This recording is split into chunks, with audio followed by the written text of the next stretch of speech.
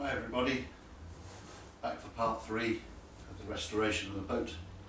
I've got the piece of hardwood that you saw in the end of the last video cut out now into 4 strips, the rails around the top edge, and they're waiting now for when the shear's all been scraped back and rubbed back with sandpaper to clean it up.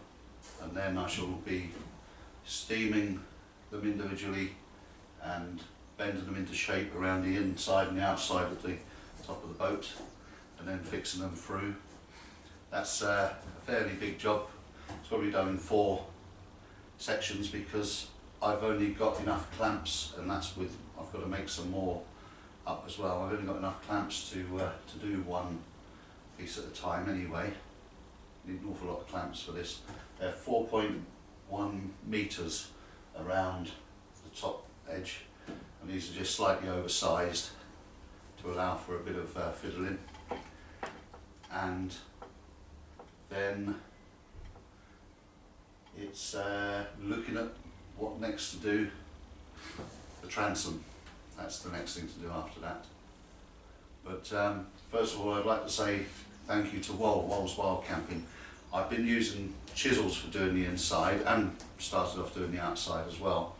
They're good because they sort of chip the paint off, they break the paint's contact with the surface and it chips off. Where I did have a scraper to start with, but the blade broke because it was only a cheap one.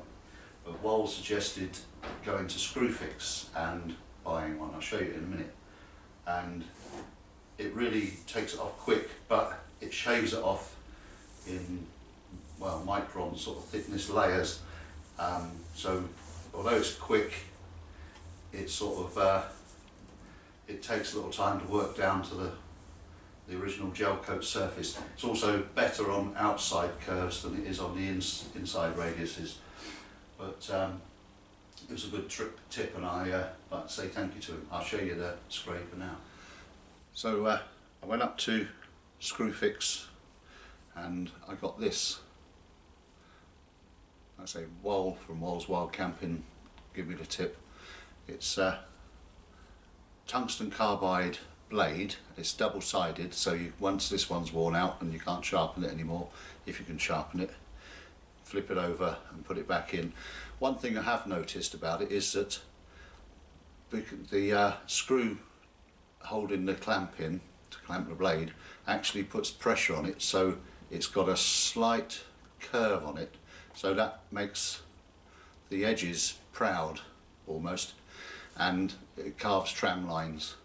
So I'm going to put a bit of a shim in the middle to bring it back dead flat across, and that should make it work smoother.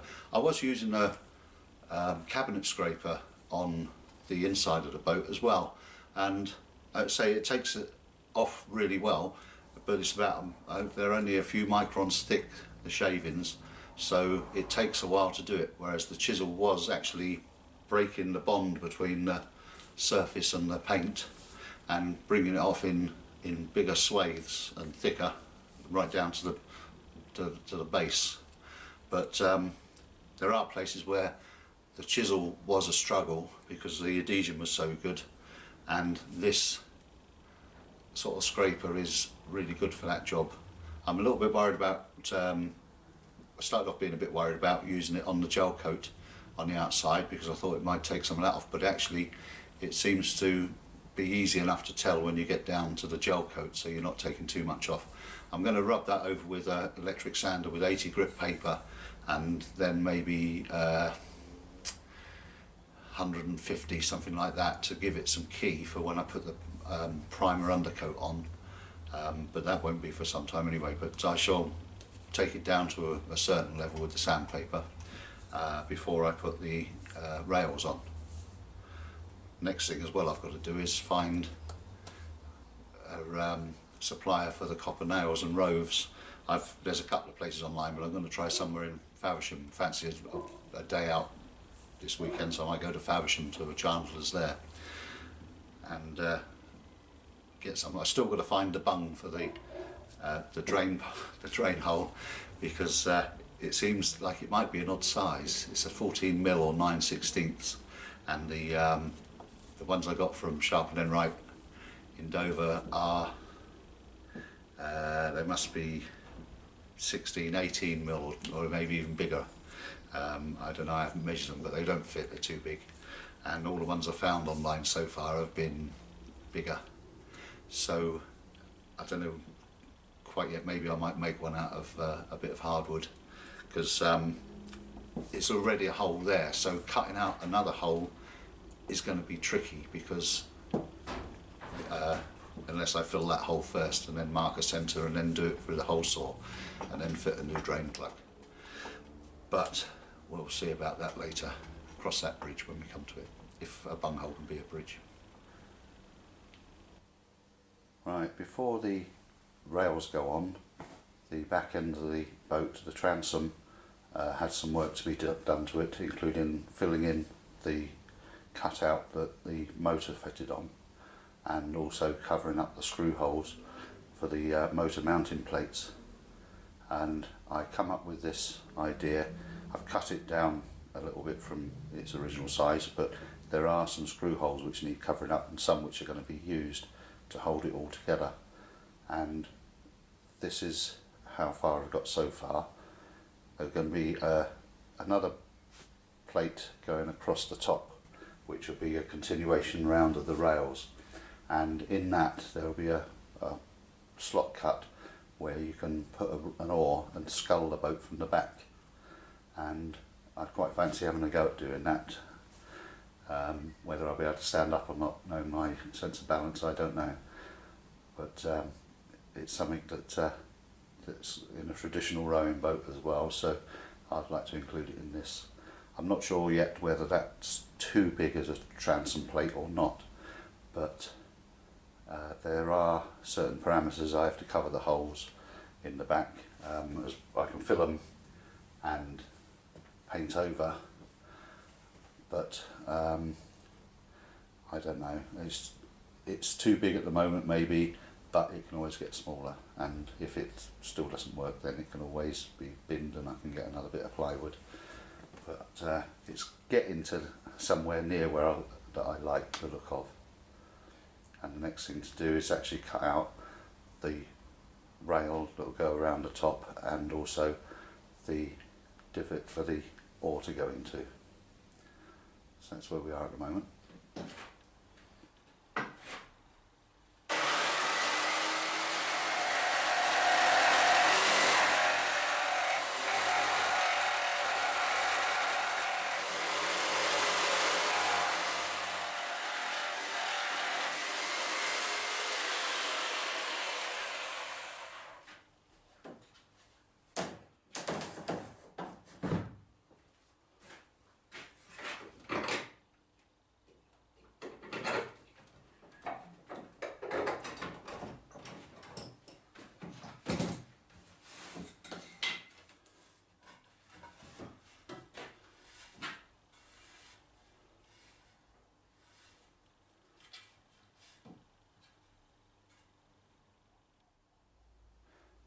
So there's the transom rail cut out rough and put up against the transom plate.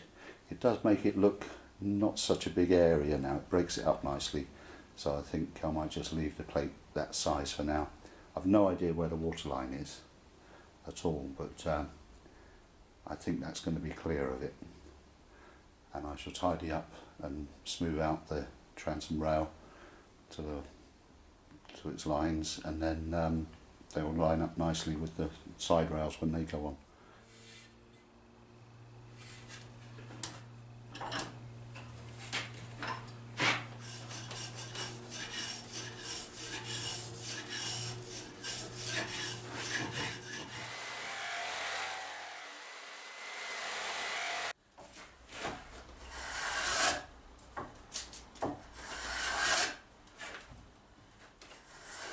So they're after some working out a curve that's a nice fair curve for the transom rail, and it actually is the same for the support for the foredeck as well. It's the same curve, because they're both off the same bit of wood, so I use the curve of the transom rail to give me the curve for the foredeck. There'll be some more supports going in, maybe 2 more on the inside once you get the inwales in, and then fit them to it, and then a supporting plank running 4.5 down the middle to support the foredeck, which is called the king plank, and that also supports the main cleat at the front for tying off. And there it is, roughly in the place where it's going to go. It's a well, I don't know exactly how I arrived at the curvature. Really, it's obviously from the plate for the transom, and it sort of was the right height in the middle to go out to the ends. I think it's about 50 mil rise on the transom end, which goes up to 70 odd for the foredeck support, and it's just what it is.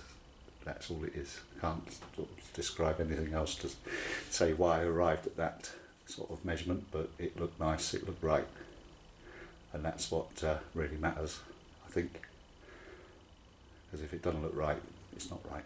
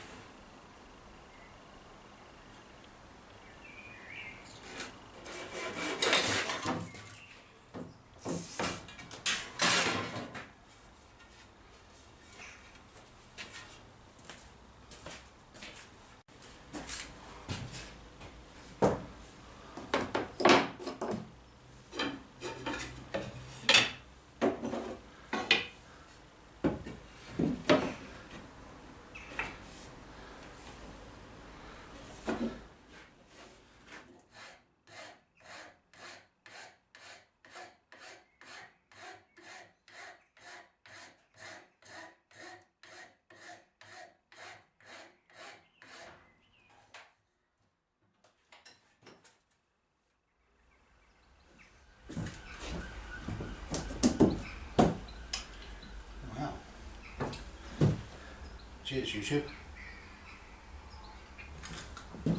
I've been going on about doing the top rails for a while, and every time I think it's time to do them, I think that there's something else I need to do first, like starting with the transom plate and the transom rail.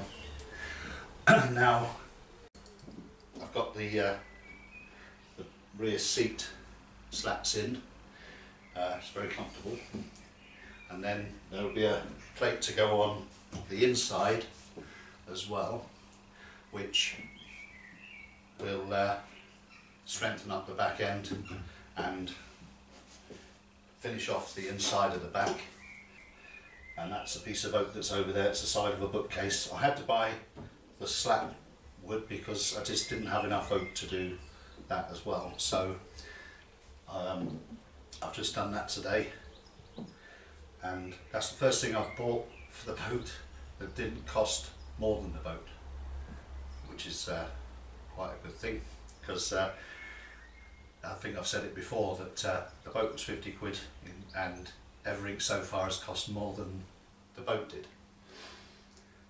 And now I've ordered the nails to hold the top rails in, and I had to buy something else as well, because over £75 the postage was free, so I bought a little anchor for I think 9 quid odd, which took it over that. So even the nails cost more than the boat did, the nails and the ropes. If it was a 500 quid boat, it wouldn't have felt so expensive buying everything for it, but you know, it swings and roundabouts, isn't it? So I think probably I'll end this video and edit it up, put it up, and then when I come back with the next vid, I'll have the transom plate, the inside transom plate all done, and the slats fixed onto something possibly, so they all hold together. And also I've put a little bit of a rake in the seat as well, so that it's not just dead flat. Well, it's very comfortable, like it is. I could sit here whilst Kath or someone else rows me up the river quite easily. So thanks once again for watching, and hopefully you'll be looking forward to the next part, where I finally get to steam and fit the top rails to the boat. And then after that, there'll probably be another change of plan. The thing about it is that you've got to be flexible, and what you set your mind to doing isn't necessarily the thing that you actually do, because something else gets thrown up as well. It's on the way. So it's a case of being flexible and having a clear plan that you can actually do what you're going to want to do before you do it, so that you know you're not going to get tripped up by something else that you should have done first. Cheerio.